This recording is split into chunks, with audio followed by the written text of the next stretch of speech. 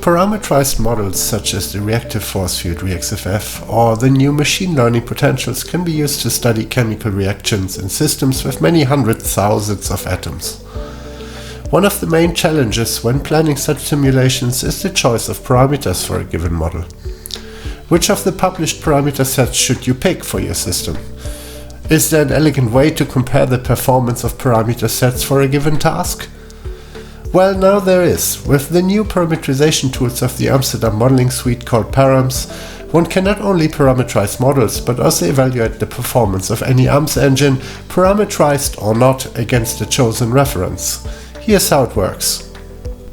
For this quick demonstration, I will just use a simple bond scan of a peptide bond carried out with the FastGFN1 XTB method, but I could really use anything else as well, like more expensive and accurate computational references or even experimental data. I can add the bond scan to ParAMS directly from AMS jobs.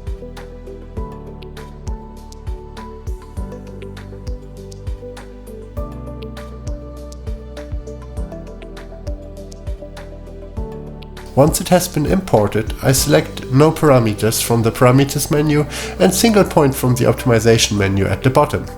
This tells ParAMS that we don't want to fit any parameters and only want to compare an AMS engine with some reference values.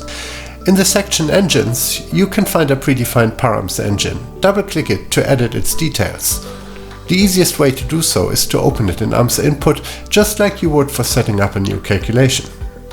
Let's just pick the glycine force field parameters now and save and run the calculation to compare this ReaxFF parameter set against the DFTB reference.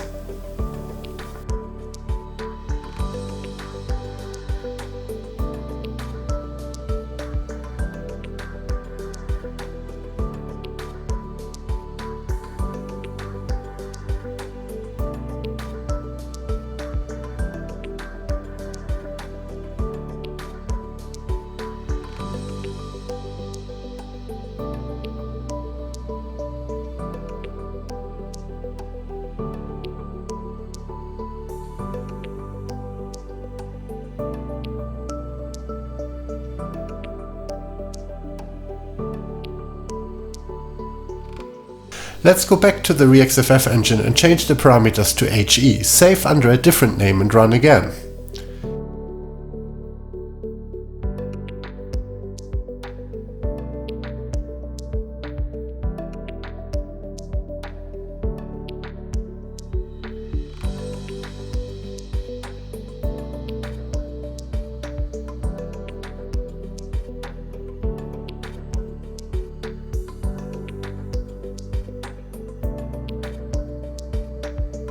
It seems that this force field is doing a bit better for this super limited benchmark set. To quantify this impression, let's take a look at the results breakdown listed in the results panel, and indeed, between these two parameters, the HE force field predicts the better energies.